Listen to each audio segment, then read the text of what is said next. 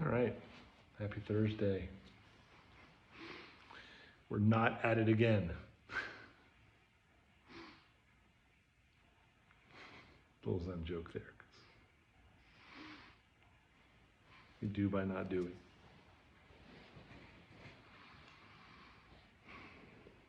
I've been thinking a lot lately about, the stated purpose of a lot of this is to reduce suffering. But how? How does Zen end suffering?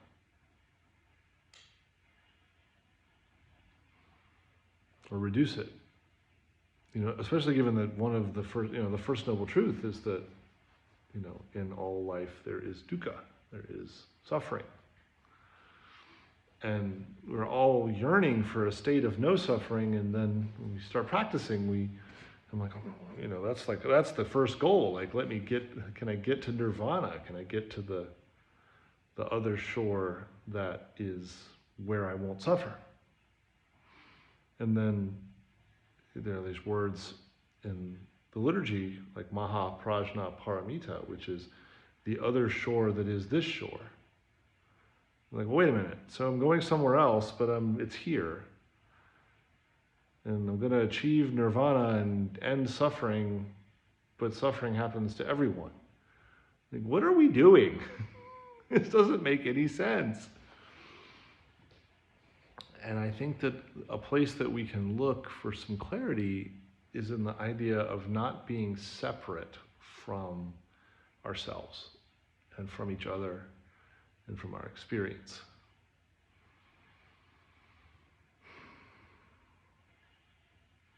It is a deeply human tendency to create separation. And often where that comes from is that there's a version of reality, a situation, a person that we don't, that we have aversion to. And it's also quite natural, right? Because if you see something that causes aversion, it's natural to move away from that. But then sometimes we end up in situations where there's aversion, but we have to move toward it anyway. Or that the suffering is unavoidable.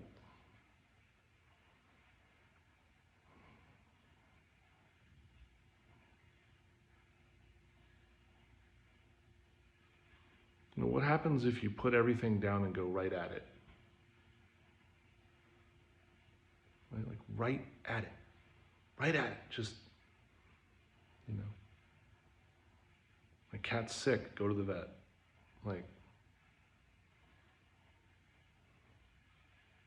So often that I'll, oh my gosh, I've got so much to do today.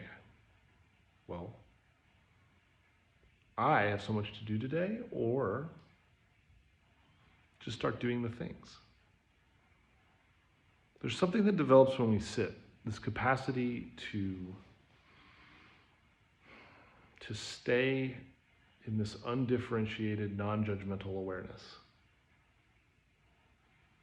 It's a lot of words. In other words, we're aware, but we're not evaluating, we're not choosing, we're not deciding, we're just aware of what's going by. Happiness goes by, sadness goes by, future plans go by. We come back to the moment. Self-aggression goes by, compassion for others goes by, compassion for ourselves goes, there's all kinds of things, right? And life does it too, right? It's just all these events. Sometimes we have really peaceful periods, sometimes we have really stressful periods.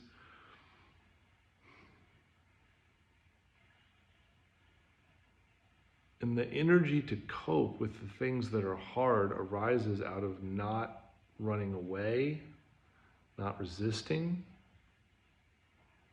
and working directly with each thing. Right? We work directly with each instance of our life. That's why we say be in the moment. Because if we're not in the moment, then we're someplace else. Right? We're thinking about, when I get that raise, then I'll do better, then I'll be where I want to be. When I just get through this semester, And it's not that there's a problem with having goals. The problem is we're just never where we are. We're just never in our home. I mean, can you imagine if you just never went home? About a year ago, somebody offered me a job that was 100% travel. And I was like, no. Like, why would I ever say yes to that? I mean, maybe if you gave me like an astronomical fortune that would completely change my family's life, I might tell them like, okay, we're just going to tough this out for a year and I'm going to like, get this big payday and that'll help all of us. But even then, maybe not, right? Like, is it worth it to not see your loved ones for a year? Our home is within, our home is on the cushion, our home is being in that state of allowing what is to be. So if we have a 100% mental travel life, that's just as stressful. Right? We're never home. We're always thinking about the future, thinking about the past, feeling anxious, feeling worried, feeling like we're not good enough, all these different emotions, all these different projections, these different ideas, and we're creating worlds within worlds, wheels within wheels, all this stuff. And then now we've got all this stuff, and now we have to like sort through it. And so then I'm a therapist, right? So you can go to therapy and like, oh, I'll sort through all my stuff, right? Well, that's a waste of time. I mean, it's useful, but it's also not, right? Like, well, just don't create all that stuff, and then, you don't have to sort through it. And you can also cause it to disappear just by coming back to the present. Like, you don't have to solve every single thing.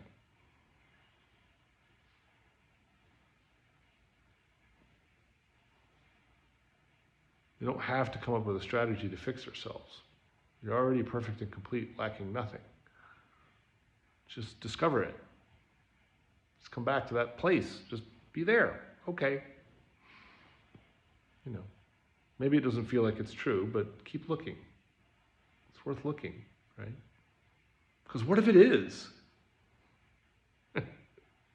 What if you actually aren't lacking anything? That would be worth discovering. This is a path of self-discovery. It's a path of self-realization, self-verification. All the things I'm saying, my encouragement is like, go find out. Like, keep sitting, see what comes up. If you can find a fixed characteristic within that defines you and that applies all the time, then please bring that to Daishan. I'd love to hear about it. But my suspicion is that what you will find is that there is no fixed characteristic and that you're fundamentally free. And that fundamental freedom allows you to conform, adapt, move through anything that happens. And when you do that, it isn't that everything is better, it's that everything is what it is. So when tragic things happen, you move through that as a sad person. Right? When scary things happen, you move through that as a fearful person. When joyous things happen, you move through that as a joyous person. The freedom is that we get to be fully human. We get to have the full range of human experience without limitation. The freedom is not freedom from suffering.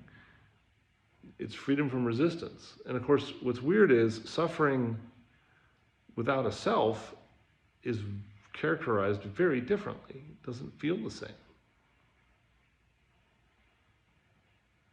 If someone passes away and we find ourselves sobbing uncontrollably and we just sob, then there's no self, there's just tears.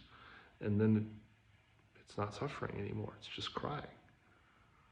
Suffering is the distance between what is and where you are trying to force yourself to be. Don't do that. Or if you find yourself doing that, come back. And then come back again, and then come back again. This is it. I mean, it's like it's one thing.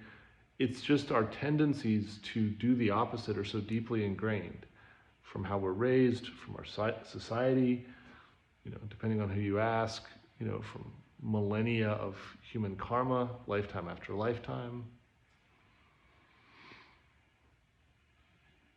Deeply ingrained. Couldn't be that easy. It's not easy, but it kind of is too.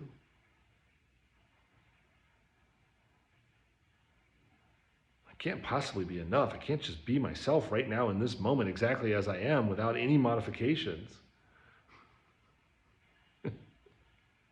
Can't just be a stock human. I got to put some mods on there, right?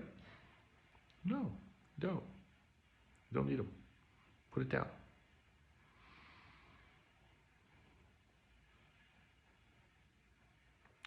So when suffering comes,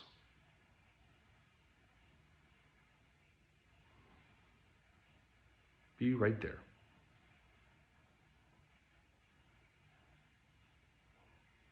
And find out what happens if you just be right there.